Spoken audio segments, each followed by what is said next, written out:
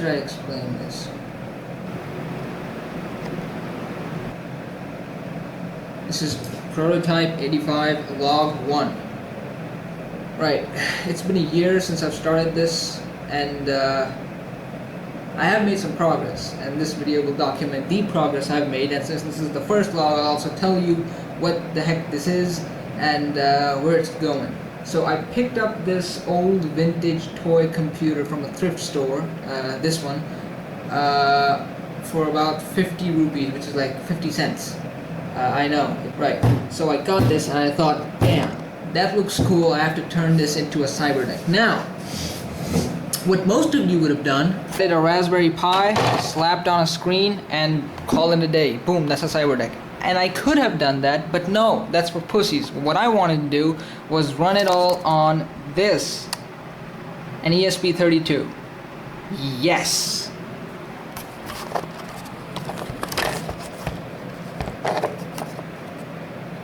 Because that just presented more of a challenge, right?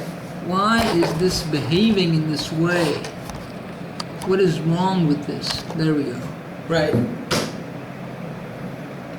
So what I wanted to do was make a computer that would feel like a computer while using it, that would perform some basic functions and would basically be as cool and as retro as possible. And I wanted to do it all on an ESP32. So one of the reasons I didn't use a Raspberry Pi, because you could just run Linux on it and it would just run Linux. What I really wanted to do, because I've been curious for a long time, how do operating systems actually work? Like, could I make my own? Could I, like, well, you know, I wanted to try. All you basically need is some input devices, something to take the data from those input devices and to do something on the output devices. So I just take an ESP32, attach a screen to it, attach an input device to it, or a few input devices in this case, and just like simulate a computer or an operating system. I don't know if this works as an operating system, what I'm about to show you.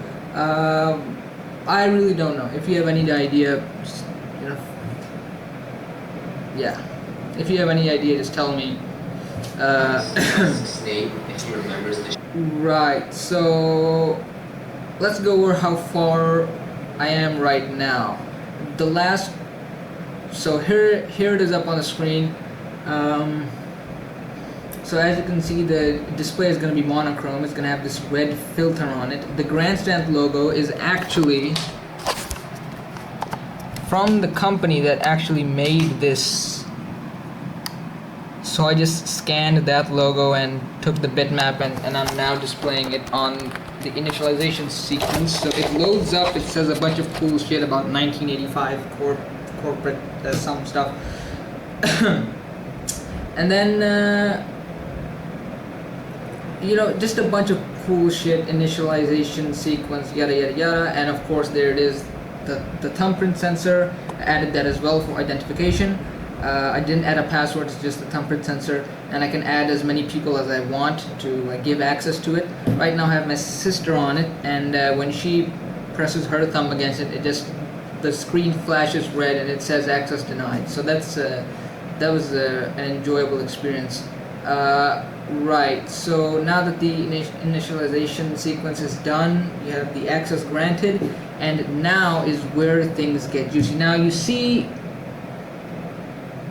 right now it has only one display. Well, this is gonna be tough. Right now it only has this one, a 3.5 inch TFT display, right? But this is the red filter. Like, this is the total width of the screen. We have to fill all this up, and this does not fill all of this up. So what do we do with this area? Well, you do this. This is my, oh, it's like this. It's more like, oh shit. It's more like this. There's an OLED there. Hold on, let me put it back for you. There you go, you stupid retard. There you go. This is what I'm thinking right now. A bunch of different types of displays. These two are OLEDs. This is an 16 by 2 character LCD, and this is the TFT display, the cheap one from China that took ages to get working, even with Bodmer's amazing library. So I have this working right now. I can connect all three of these with the I2C protocol. All of three of these have different addresses, and on top of all of these will be the red filter like this. Behind this will be this, which also has a speaker. I have to get the audio working as well because I want audio on this thing. It's gonna comes together something like something like that, and all of that is gonna be like in there. That makes sense. It fits. I've done test fittings. Right, so this is what I'm going for with the display arrangement. I could have gotten a bigger screen, but I feel like this is just cooler. Like when we have the red filter on top, just a bunch of displays doing their own thing. I'm planning on adding like a spectrum analyzer on this one. There will be like an audio graph thing, and as it gets the audio from the surroundings, it does its thing. I'm planning to add, I don't know what I'm going to do with this. Oh, right, so this is for the, what other outputs do I have? I have the screen, which I'm planning, and I'm planning to add audio. So visuals and audio, those two are the only outputs I'm trying to add. And another goal of mine with this was to only use one ESP32.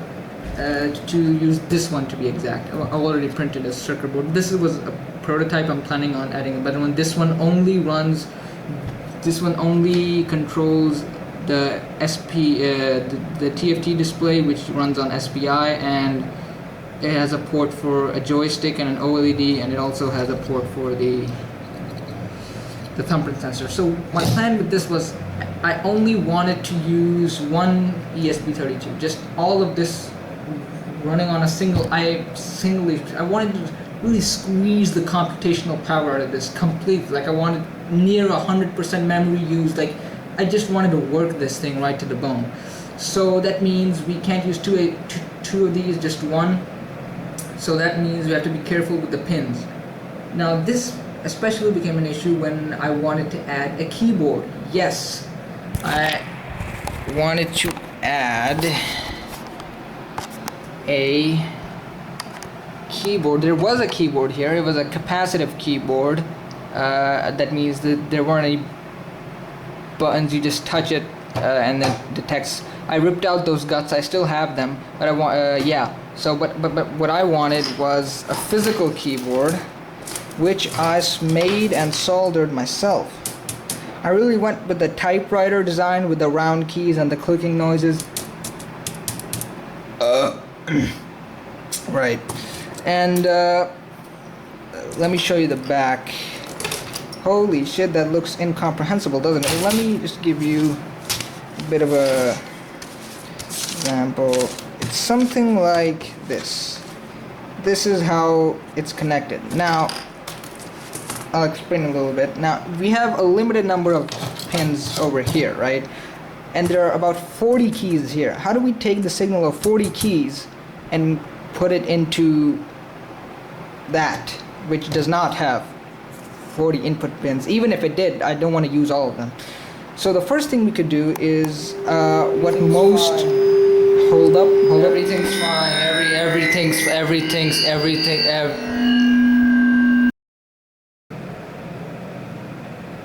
I have about 5 minutes of. Right. The first thing we could do is what most keyboards already do. Instead of wiring each button separately to a pin, what we can do is split it up into rows and columns and make an array. Like this. I mean, it's a bit wobbly, but you get the point. There are rows and there are columns, right? And so what that does is it reduces 40 pins down to 1, 2, 3, 4, and 10 over here, so that's 14 pins. And the computer can see, okay, for example, if we were to press this button, this entire row would be pushed down and this entire column would be pushed down. So the computer would think, okay, row number 2 and column number 4 are both pressed. That must mean the key being pressed is F. So that's how the computer figures it out. To some of you avid keyboard builders, you might be wondering, why the fuck didn't he add diodes in there? Would that not cause cause ghost keys? Yes, it would cause ghost keys, but I did not add diodes because one, I'm lazy, and two, ghosts are cool as fuck. So yes. So okay, now we reduced the 40 pins down to about 14 pins. But that's still too much. I don't have spare 14 pins lying around here just to wire each one up to a... No, I think I have 16 total here, and I have to control other shit as well, so I can't sacrifice 40 pins. So what do? Well, I use a GPIO expander, specifically this one, the MCP.23017, I believe. God, I sound like a nerd. So let me show you. I soldered together... So this is the computer, and this is all the rows and column pins. I'm pretty sure I can find the data. This is how they're arranged. That does not make any sense, but those are the pin numbers corresponding to the, if it's a row or a column. That came in useful later when I had to, fuck it, whatever. So we have the rows and columns, but we need to condense these pins down further. So what do? We use the GPIO expander, and look at that solder. Can we just appreciate that? Oh my goodness, it takes all of those, feeds it into the MCP, and the output is just 4 pins, because this turns all these GPIOs and essentially this entire keyboard into an I2C device. So for I2C, as we all know, we only need 4 pins, 2 of them being power and 2 of them being SCL and SD, the data pins. So I'd call that an accomplishment. So we took 40 pins and we turned them into 4 pins for our little ESP. And so now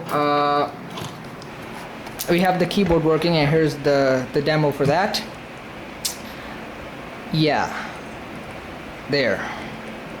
Are you happy now? Or right. So now you might be wondering, okay, so basically on just 4 pins right now, this is the level we're at. Just on 4 pins, the I2C pins, we're running the entire keyboard. We're running 2 OLEDs. We are also running an LCD. Well, you might be wondering, LCD is not an it's not an I2C device. It has a bunch of pins. Well, it does have a bunch of pins, but psych, I used this little thing which turns this also into an I2C device, so we're clear over there as well. Right, now there's a few issues. I would have started further development on this, but there are someone here. The line, it beckons me. The void of no jurisdiction. Eternal bliss. Right. You might have wondered why have I not started development on this, and that is because a few problems. First of all, the display is broken. I actually ripped this off on purpose. It still worked, but its backlight is messed up. It was messed up before. I didn't break it, alright? It was messed up before. And I tried to fix it, but it didn't work. So I've ordered a new one. Guess where? Fuck. Guess from where? China. So it should get here in about a few days. The second problem is I would have wired and started coding the OLEDs, but I can't do that because these are fucking blue. And this is red. This is a red filter. So it does not let blue light through, so the display is practically invisible. I needed white OLEDs. Those guys sent me blue ones when I asked for white. Those guys are fucking... Oh god, I don't want to swear, but yeah, so I'm waiting on new OLEDs from those. This works, but I'm just waiting for like all the components to get here to start working on this again. And finally we have the audio, which I've also ordered some parts. This already, the computer itself came with a speaker built in, so I'm just gonna use this. And what else is there? I already covered the thumbprint. Oh right. So we've covered all the input devices. There are 2 input devices left. Oh boy, oh boy. I'll be back.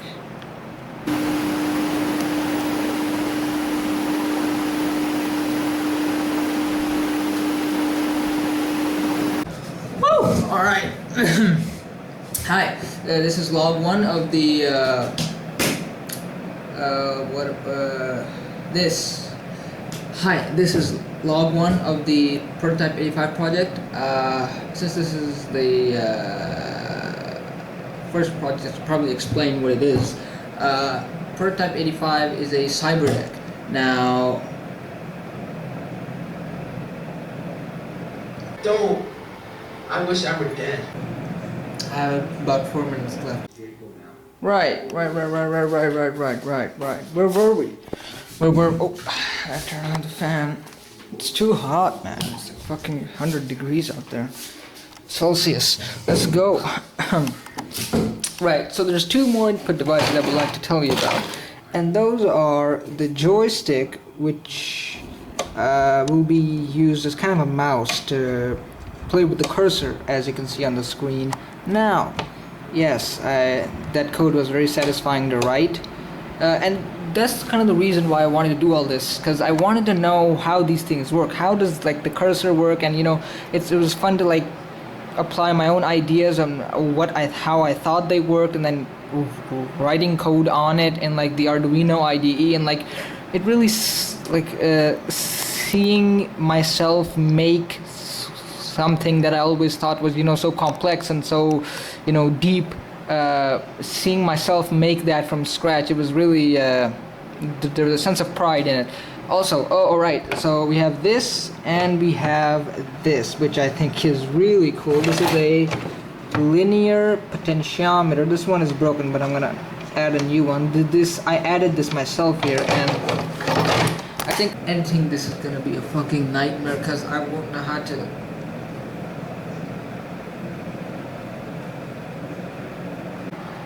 I think it's gonna be super cool. Like you're working, you're typing away on the thing, you're controlling it, and then you have this as well. So you can sort of like do this, like get your hand like that on here, you know, boom, boom, and that would do something. Now, what I plan on to do right now is the display that's gonna be over here, like that. What I wanted to do is code my own 3D graphics engine into the ESP32, and while doing the R part of the R&D, the research part, I figured out that someone had already done so. I'll put his name up. Alex Fish. Yes, very cool guy, impressive, but he actually knows what he's doing, unlike me. He's an actually smart guy, like super talented. I've explored his other stuff.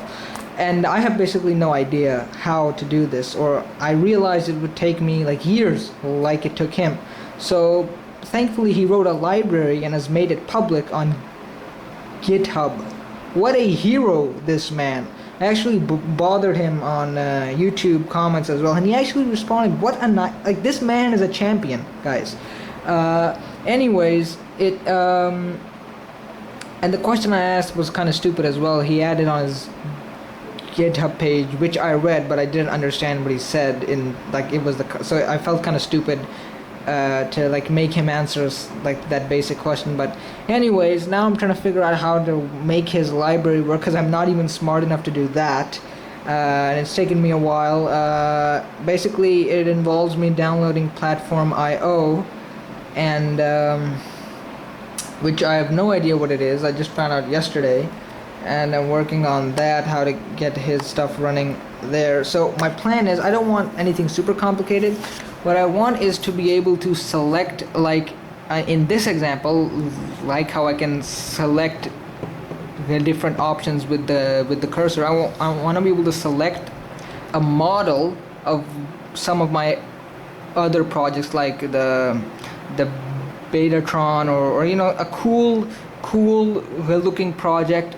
I want a wireframe. Hold on.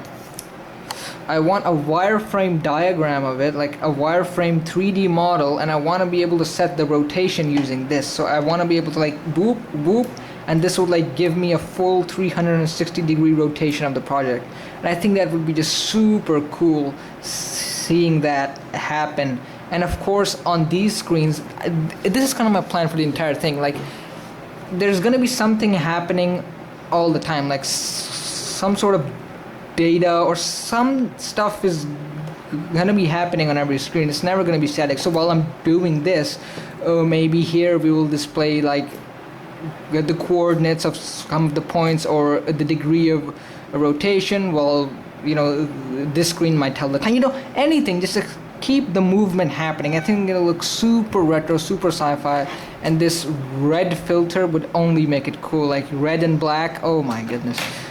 Right, I think that's gonna be super cool, and that's one of the features I want to add into this thing. Is there anything else to say? I've already added the keyboard, so I don't know how much use that's gonna be. Yeah, that's what I'm planning to do now. I'm planning to add all the features I described here, and once I get the new displays stuff I ordered, I want to make solder together the display board that I showed you, which is this one, of course. This one, I'm going to solder this together, make it connected to the main CPU. Right now it's this, but I want to resolder this actually. This is pretty cool too, but I want to resolder this one, and hook everything up, just finally get to the programming, because that's where I'm planning on getting the hardware done and just focusing on the programming, because that's where the fun really begins. And I can add as much shit as I want. I can add games, I can add any application, any application I can manage to write, I can add to this thing, and I think that's super fucking cool. As much functionality as I want. This is all I want for the hardware, like all the input devices, the keyboard, the thumbprint sensor, the joystick, the potentiometer, and then the output devices being the screens and the fucking